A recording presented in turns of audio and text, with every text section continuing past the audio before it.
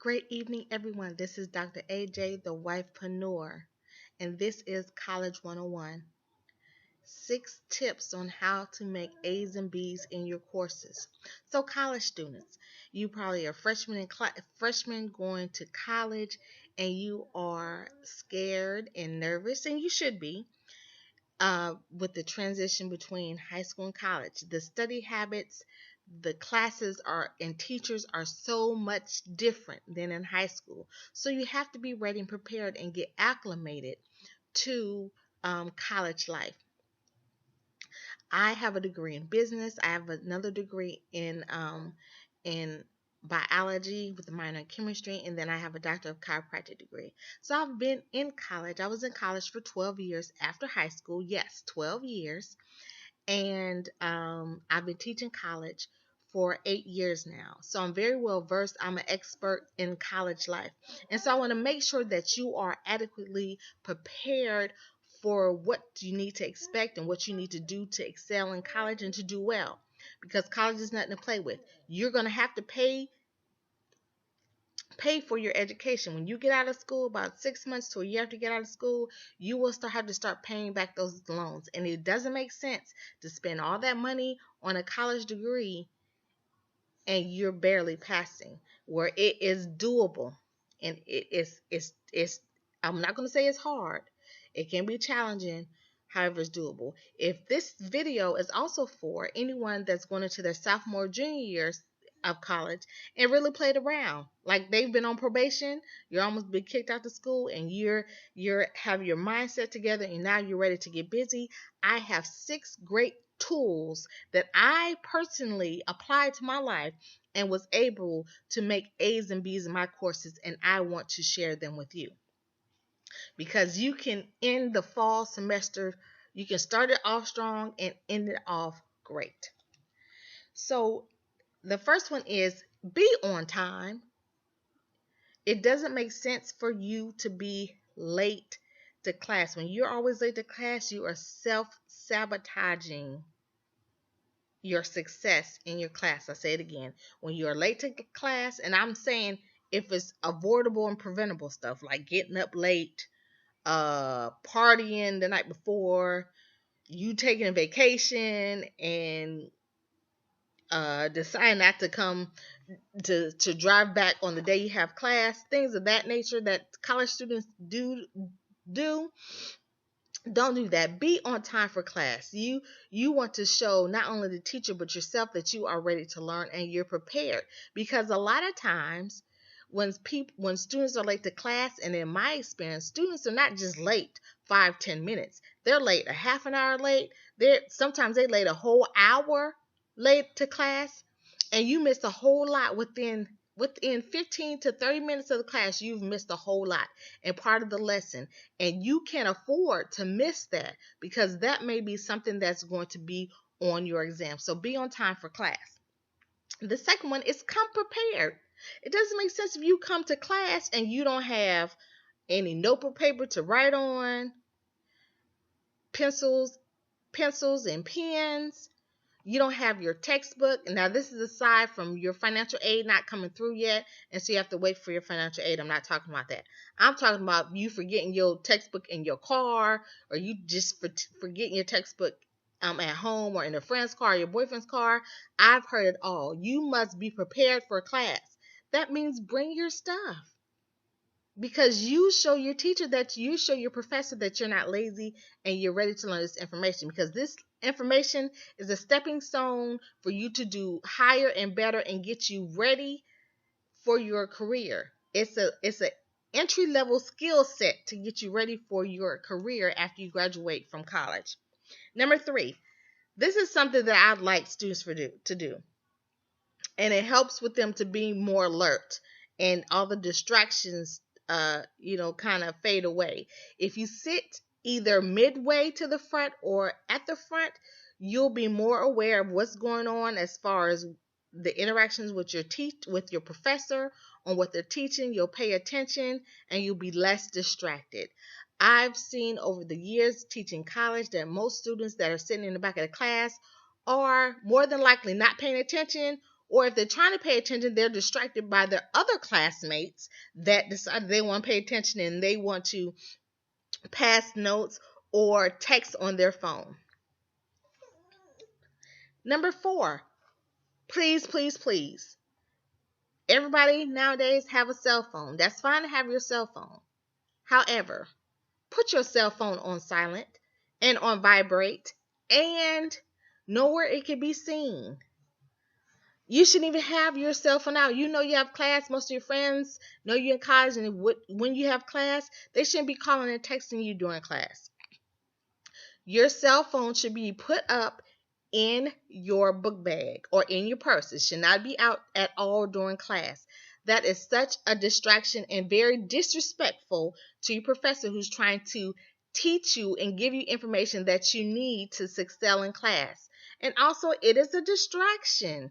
That is a distraction for a phone to be ringing or a phone on vibrate on the desk, and you hear it vibrate, and it changed the mood of the class, and it makes you look bad. As a professor, it makes you look back and say that you really don't want to be here, and you're not really taking this class seriously. So when you have your cell phone, make sure before class you put it on silent, or if you can't put it on silent because maybe um have a job, or you have ailing parents, you have a spouse or children, put that phone on vibrate and let it not be seen during a class. That's just very disrespectful.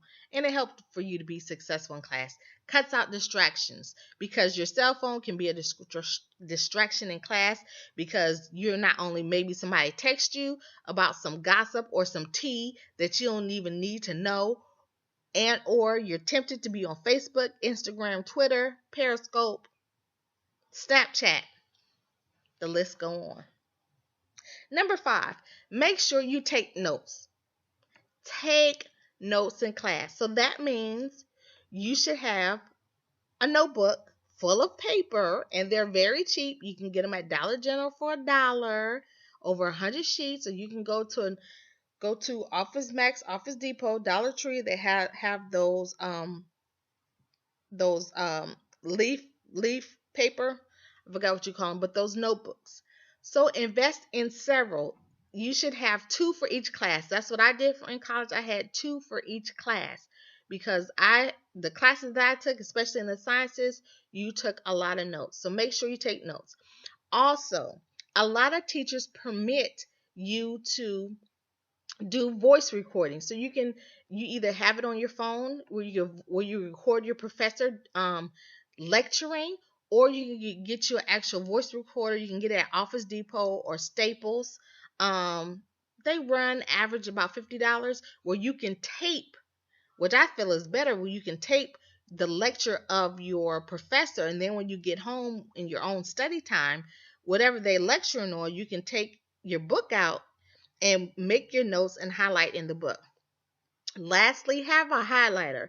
You need to have at least 3 or 4. Again, you can get them at Dollar Tree, Dollar General, Office Depot, Office Max, Staples. Have you some highlighters available.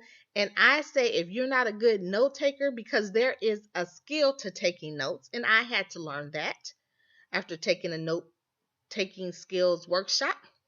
And I was about $150 that I took while I was in school.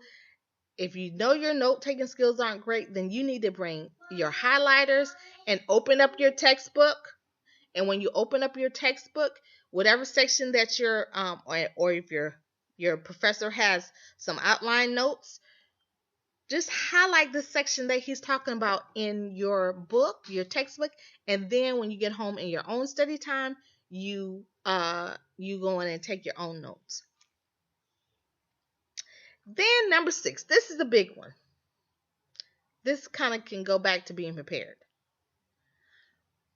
You should read. You're gonna have a syllabus. Every college, your professor is required to give you a syllabus, which is a course outline. It tells you about the dates of tests, any assignments, any labs, the chapters, each chapter that you're going to cover during each week. Please read that chapter ahead of class. so that when your professor asks questions to make sure that you've been reading or gives you a pop quiz, you'll do well on that pop quiz. Or if they ask questions, you're not sitting there looking like a deer in headlights, stuck in headlights. That doesn't make any sense. Read ahead, read the chapter before you get to class, and then bring your questions. It doesn't make sense that you have a maybe, for example, I teach a 2-hour class, and half an hour of that class is in lab, and the first hour I'm lecturing or going over some things, and no student has any questions or they haven't read anything, so they're expecting me to teach them everything, which means they don't know what they don't have, what they have confusion on. Class is the time to ask questions. That's what you pay us for. We get paid well. We get paid very well to teach you guys the information. So read the chapter and bring your questions so we can clarify anything. Because when you get home and you're trying to go over stuff and you still don't know, you can't call me, because after class, I'm at my time. It's my time. It's not your time. It's my time now. And so it is important that you take heed to all of these tips. Let's refresh. Number 1, be on time for class. Number 2, be prepared. That means textbooks, notebooks, pens, pencils, highlighters. Number 3, sit in the front or midway to the front of the class. Number 4, put your cell phone on silent or vibrate, and it should be in your purse or in your book bag. Number 5, take notes. That means have your highlighter out with your textbook and you highlight the section that your professor is going over, or have a voice recorder and record the lecture and do your own notes during your study time. And then number 6, read the chapter before you get to class and bring your questions.